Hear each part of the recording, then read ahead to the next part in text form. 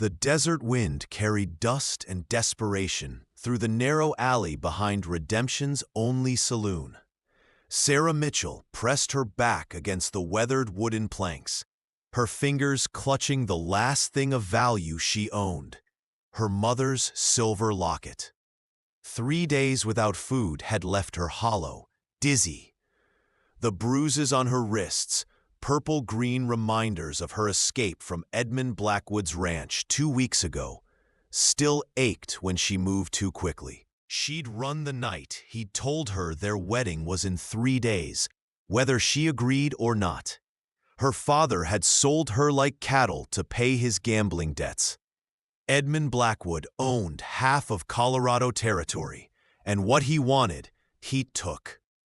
Sarah had chosen starvation over becoming his property. Now, standing in the alley, with the locket warming in her palm, she watched the back door of the mercantile. The owner, a cruel man named Jessup, would give her bread for the locket, maybe enough for 3 days if she was careful. It wasn't enough to start over, but it was enough to not die today. Before we continue this journey through the Wild West, I'd love to ask you a small favor.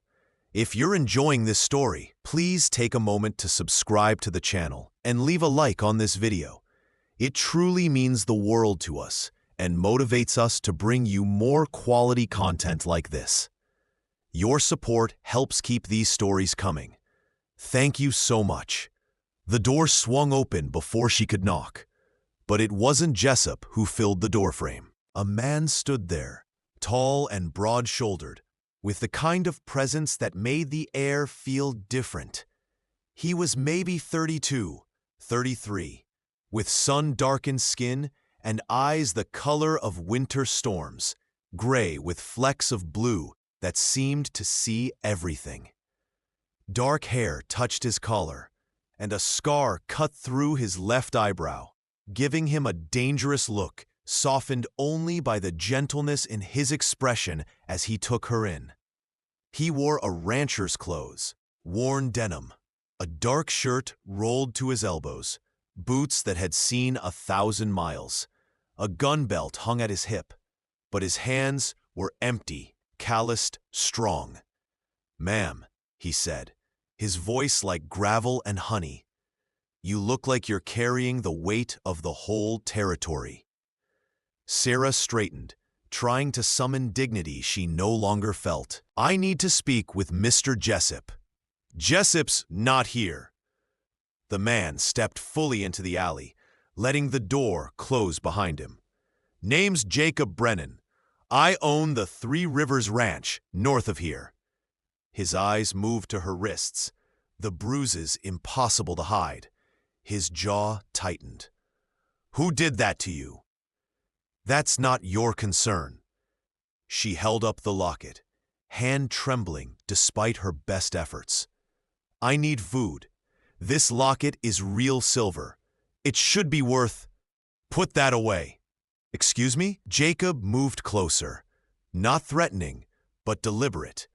Up close, she could smell leather and sage, could see the kindness competing with anger in his expression. "I said put it away. Silver isn't what you need, and I'm not taking your mother's locket for a loaf of bread." "You don't know it was my mother's." "I know you're holding it, like it's the last piece of her you have left." He pulled a worn leather pouch from his belt, pressed it into her hands. "There's enough there for a week at the boarding house.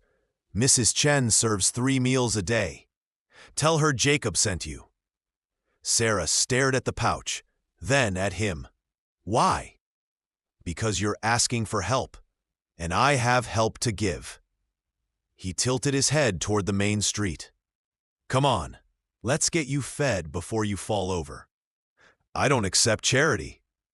"Then call it an investment." Something flickered in his eyes, pain, old and deep. "I need help at the ranch, someone who can cook, keep the house. My wife died 2 years ago, and the place has gone to hell without her.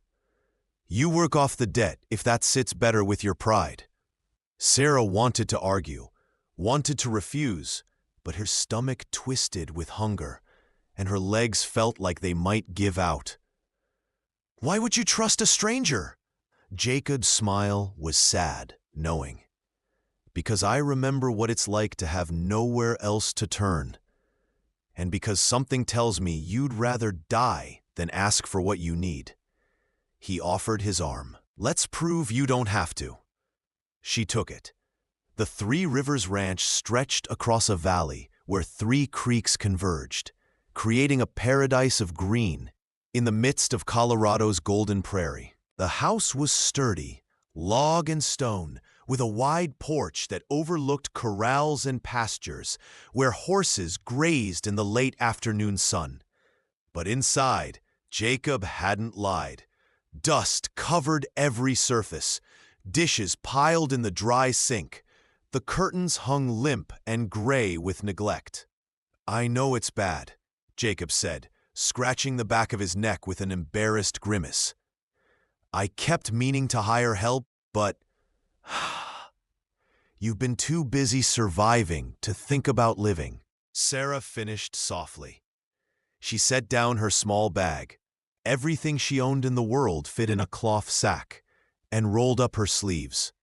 Where do you keep the soap? For 3 days, Sarah cleaned. She scrubbed floors until her knees ached, beat rugs until dust clouds made her cough, washed windows until light flooded rooms that had been dim for too long. Jacob worked outside, tending his horses, mending fences, but she felt his awareness of her like a constant, gentle presence. He didn't hover, didn't question, didn't demand. He simply existed in parallel to her, two broken people beginning to function in the same space. On the 4th morning, she woke before dawn and made biscuits, gravy, eggs, real food, the kind that stuck to ribs and gave a man energy for hard work. When Jacob came in from the early feeding, he stopped in the doorway, staring at the table like he'd seen a ghost. You didn't have to. Yes, I did. Sarah poured coffee, dark and strong. You said, I'll work off my debt. This is work. He sat slowly, like he'd forgotten how to be cared for. When he took the first bite, his eyes closed.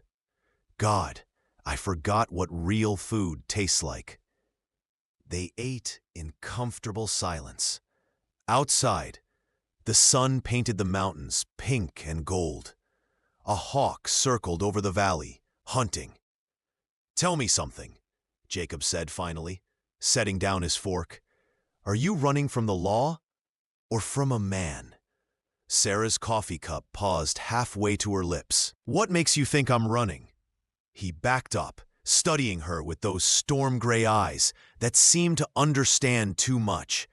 The way you checked the road when we rode in. How you keep your bag packed by the door. The bruises you try to hide. He paused. I'm not going to make you tell me, but if someone's coming for you, I need to know. She set down the cup carefully. It's Edmund Blackwood. Jacob's expression went cold. The railroad man? You know him? Everyone knows him. He's been trying to buy out smaller ranches, force people to sell so he can run his line through. He made me an offer last year. I declined. He didn't like it. Jacob's fingers drummed once on the table. What does he want with you? My father owed him money, gambling debts. Edmund offered to forgive them if I married him. The words tasted like ash. I said no. My father didn't care. So you ran. So I ran. Sarah met his eyes. If he finds me here, he'll cause you trouble. I should leave before. No. The word was flat, final. Jacob, I said no. He leaned forward, and there was something fierce in his face now, something that made her understand why men respected him. You're under my roof, which means you're under my protection. Blackwood can try whatever he wants. He won't get past me.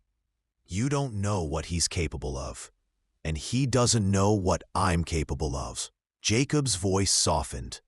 Sarah, I'm not going to let anyone hurt you, not while I'm breathing. Understand? She wanted to argue, wanted to protect him from her problems. But the certainty in his voice, the absolute conviction, made something inside her chest crack open, something that had been locked tight since the night she fled. "Thank you," she whispered. "Don't thank me." He stood, carried his plate to the sink. "Just stay. That's all I'm asking." The days developed a rhythm. Sarah woke first, made coffee, started breakfast. Jacob came in from the early feeding, and they ate together as sunrise painted the valley. She cleaned, mended, transformed the house from a monument to grief into something like a home. He worked the ranch, trained horses, fixed what was broken. But it was the evenings that changed everything. After dinner, Jacob would teach her.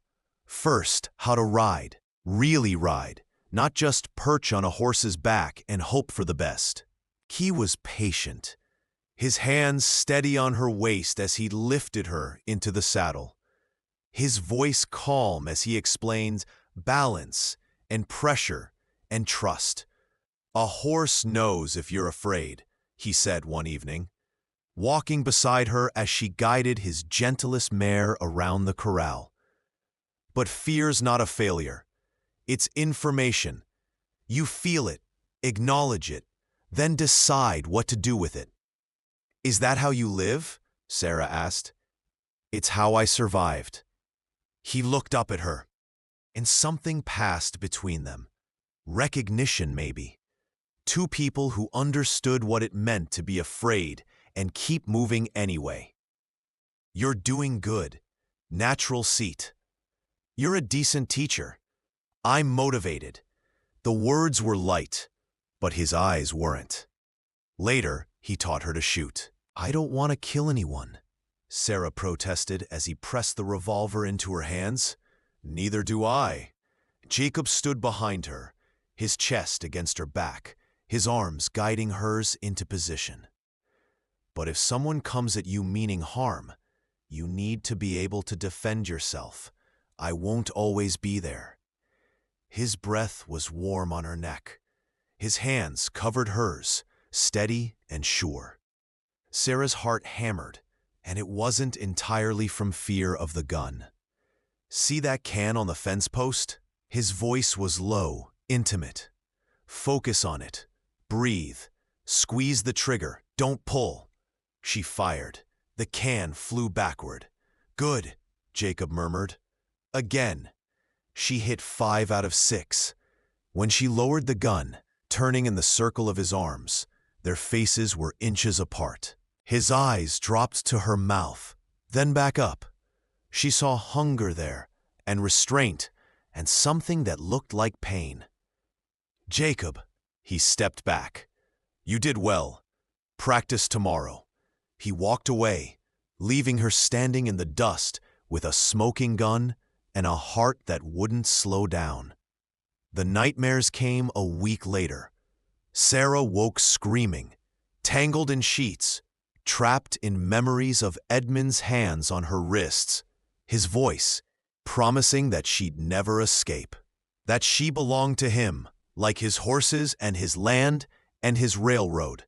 She was still gasping when her door opened.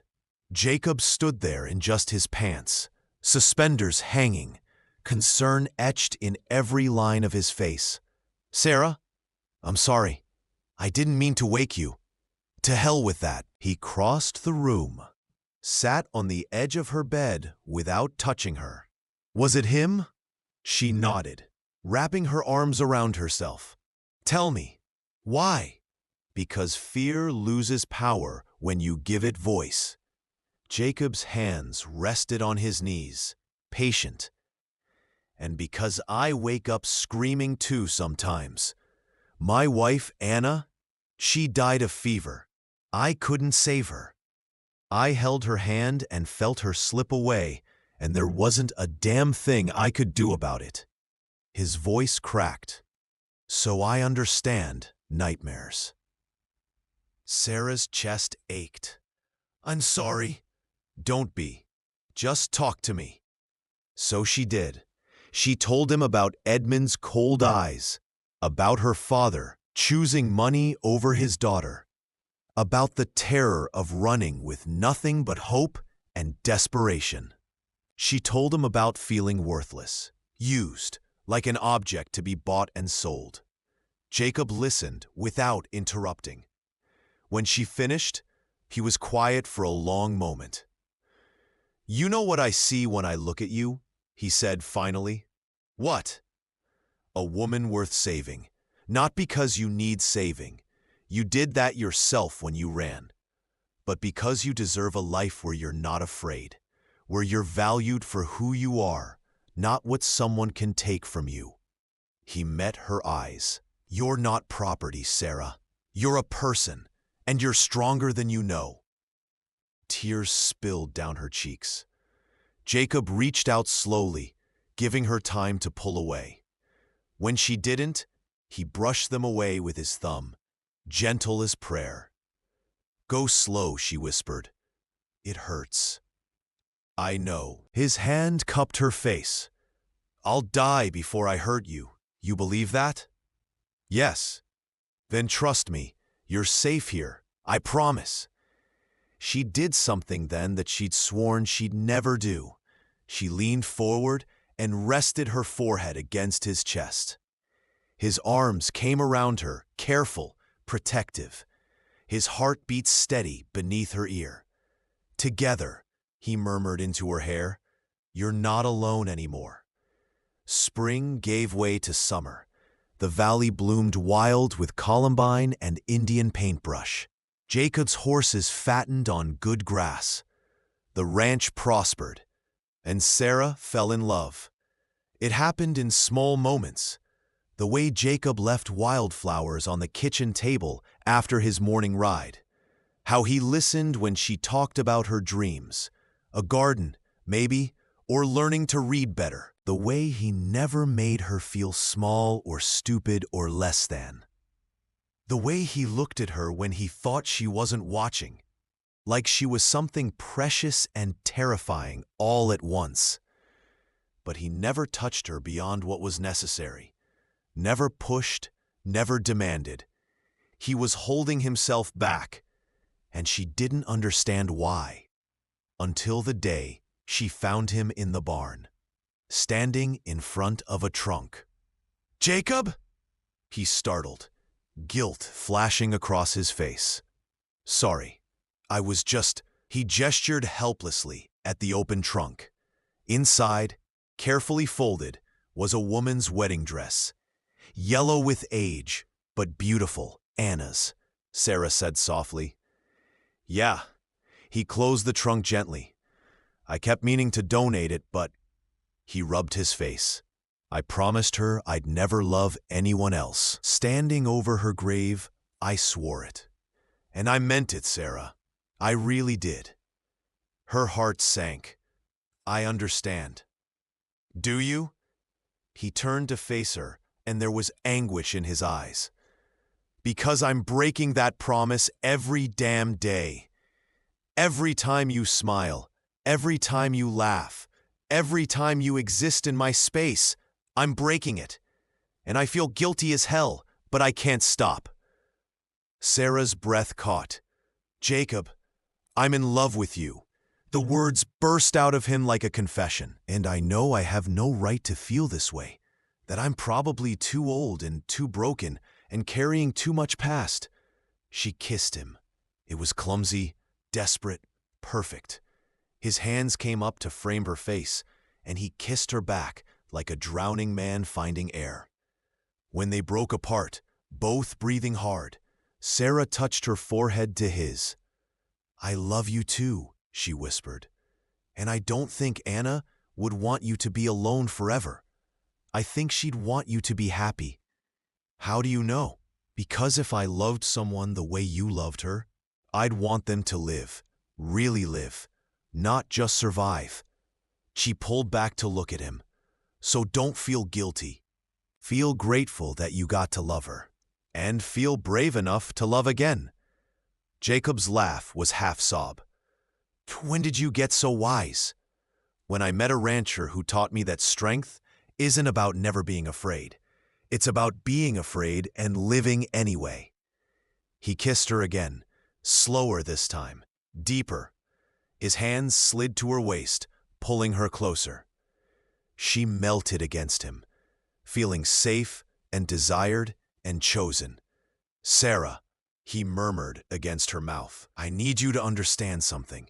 If we do this, if we're together, it's forever. I don't do temporary. I don't do halfway. When I commit completely. Good, she smiled against his lips. Neither do I. But the past has a way of finding you, no matter how far you run. Edmund Blackwood arrived on a Tuesday in late July, riding in with 6 hired guns and a smile that made Sarah's blood freeze. She was in the garden when she heard the horses. The moment she saw him, tall, thin, with pale eyes and a black suit that made him look like an undertaker, she knew. Jacob was out on the north pasture. She was alone. Hello, darling, Edmund said, dismounting with the ease of a man who owned everything he touched. You've led me on quite a chase. Sarah stood slowly, dirt on her hands, her heart pounding. Leave. You have no business here. On the contrary, I have every business here. He pulled a paper from his coat. This is a marriage contract, signed by your father, legal and binding. You're my property, Sarah, and I've come to collect. I'm not anyone's property. The law says otherwise. Edmund's smile widened. Now, you can come peacefully, or my men can persuade you. Your choice. The hired guns moved to flank her. Sarah's hand drifted toward the small revolver Jacob had insisted she carry in her apron pocket. She wasn't fast, wasn't experienced, but she'd learned, and she'd be damned before she went back. I said leave. Make me. She drew the gun. Edmund laughed. Oh, darling, do you really think? The shot exploded across the valley. But it wasn't Sarah who fired. Jacob rode in from the north at a full gallop, rifle in hand, his face a mask of cold fury. He pulled up between Sarah and Edmund's men, his horse dancing, his aim steady. Get off my land, Jacob said quietly. Now. Edmund's smile never wavered. Mr. Brennan, how gallant. But this doesn't concern you. The girl is mine by legal right. The hell she is. Jacob dismounted, keeping the rifle trained on Edmund. Sarah is under my protection, and no piece of paper written by a gambling drunk gives you the right to take her. I have 6 men, Brennan. You have 1 rifle. And I have the moral high ground and better aim. Jacob's voice was steel. Your men can try their luck, but I guarantee at least 3 of them die before I go down. Maybe 4 if I'm having a good day. Who wants to be first? The hired guns shifted uncomfortably. They were paid to intimidate, not die for Edmund's wounded pride. This is kidnapping, Edmund said. I'll have the law on you. Go ahead. Bring the sheriff. Bring the whole territorial government. They'll see the bruises you left on her wrists, hear how you tried to force her into marriage, and lock you up for assault. Jacob took a step forward. Or you can leave now and pretend this never happened. Your choice. For the first time, uncertainty flickered across Edmund's face. You're making a powerful enemy, Brennan. I've had worse.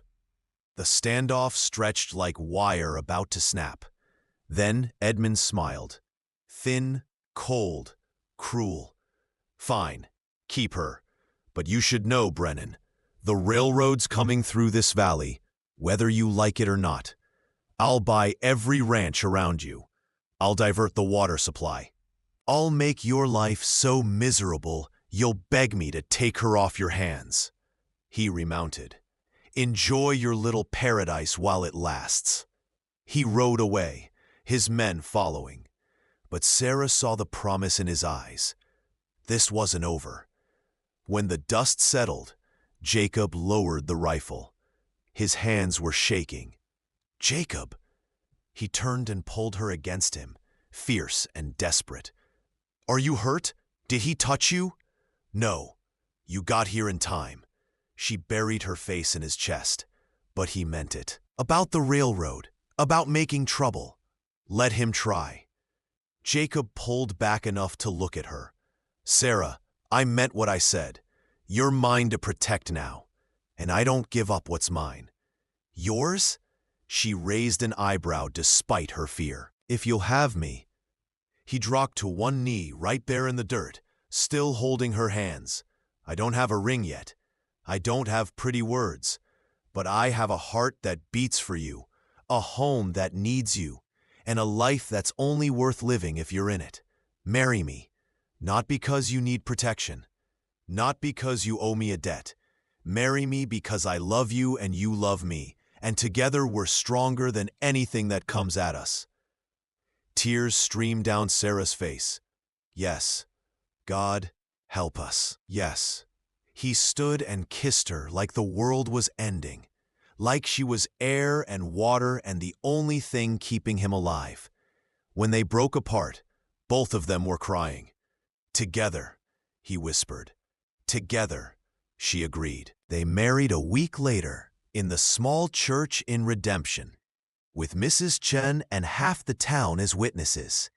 Sarah wore a simple blue dress that Jacob bought from the mercantile, and he wore his Sunday suit that still smelled faintly of cedar. The preacher's words washed over her like a benediction. When Jacob slipped a gold band on her finger, simple, unadorned, perfect, she felt something shift in her chest. This was real. This was forever. I now pronounce you man and wife. You may kiss your bride.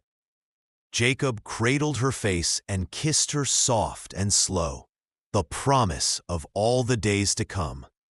The congregation cheered. Mrs. Chen cried.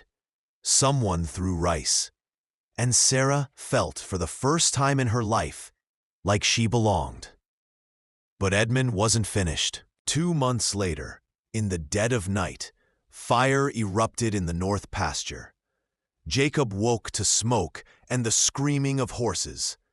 They ran outside to find the barn ablaze, flames licking at the dry wood, the animals panicking inside.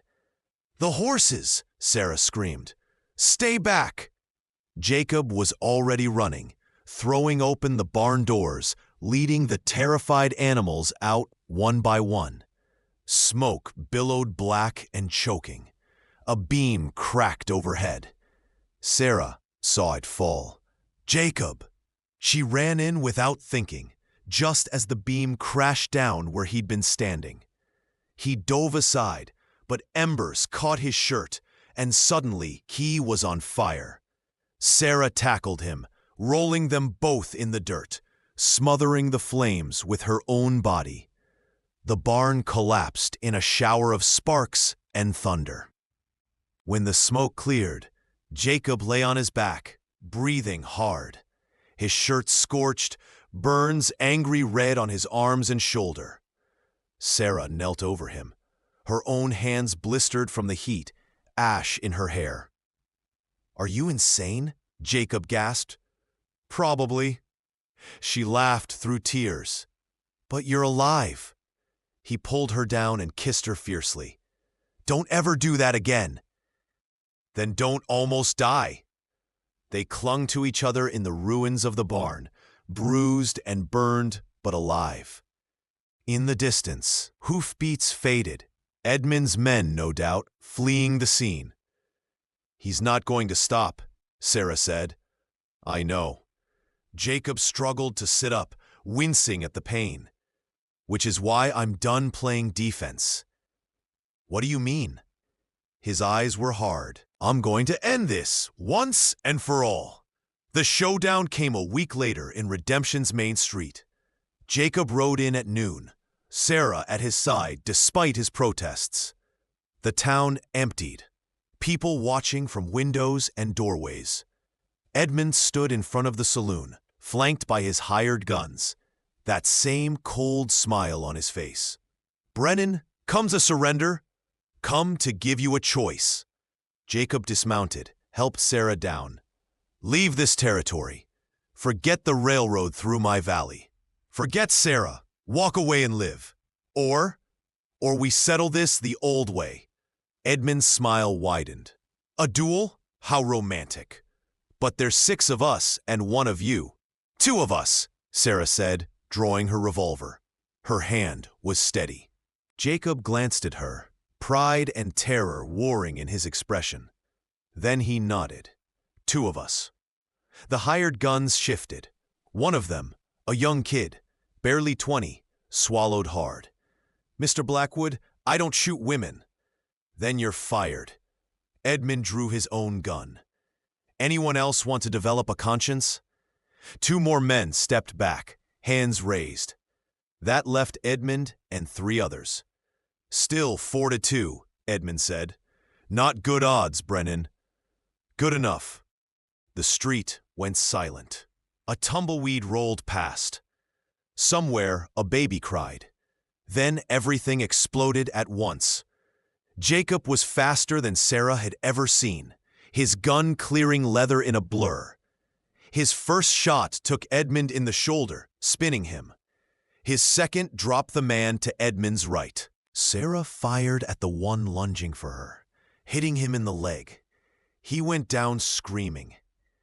The last gunman got off a shot that grazed Jacob's ribs, but Jacob's return fire was lethal. The man crumpled without a sound.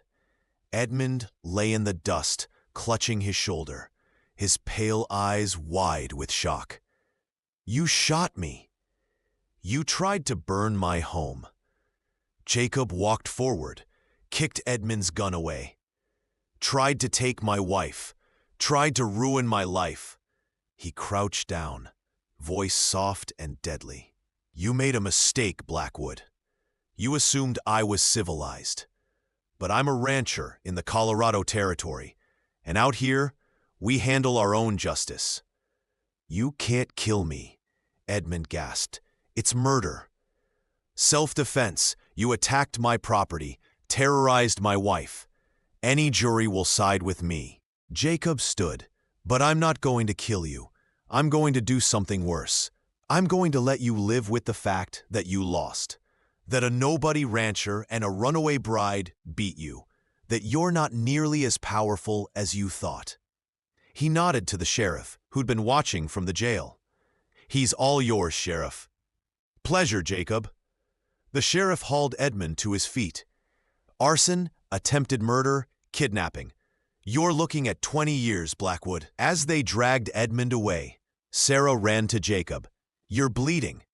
"Flesh wound." He wrapped his arm around her waist. "How are you?" Terrified, exhilarated, alive. She laughed shakily. "We did it." "We did." He kissed her forehead.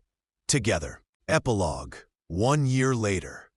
The garden Sarah had dreamed of bloomed wild and colorful behind the rebuilt barn. She knelt in the dirt, harvesting tomatoes, her belly round with their first child. Jacob worked nearby, mending a fence, pausing every few minutes to watch her with that expression that still made her heart skip. Wonder and love and gratitude. The railroad had come through after all, but on a different route. Edmund Blackwood was in prison in Denver, forgotten by everyone except as a cautionary tale about hubris. The Three Rivers Ranch thrived. "Sarah," Jacob called, "someone's here." She stood, shading her eyes. A wagon rolled up the drive, and Mrs. Chen climbed down, beaming, carrying a basket. "I brought dumplings and baby clothes." The older woman hugged Sarah carefully. "How are you feeling?" Like I'm carrying a future rancher who won't stop kicking. Good. Strong baby. Mrs. Chen patted her stomach approvingly, then bustled into the house. Jacob came up behind Sarah, wrapped his arms around her, hands resting on her belly. Their child kicked against his palm, and he laughed, delighted every single time. "Happy?" he murmured in her ear. Sarah leaned back against his chest, looked out at the valley she'd come to love, at the home they'd built together, at the life that had seemed impossible a year ago. "Happier than I ever thought possible," she said. "Good," he kissed her temple, "because you deserve it. You deserve everything." It's standing there in the golden afternoon light, with his arms around her and their child growing inside her, and forever stretching out ahead. Sarah finally believed it. Together, they'd survived. Together, they'd fought. Together, they'd won. And together, they'd live. Thank you so much for listening to this story. I'd love to know where you're enjoying this tale from. Are you listening at home, during your commute, or perhaps while working? Please subscribe to the From Wild West channel and share your thoughts in the comments below. What did you think of Sarah and Jacob's journey? Your feedback means the world to us.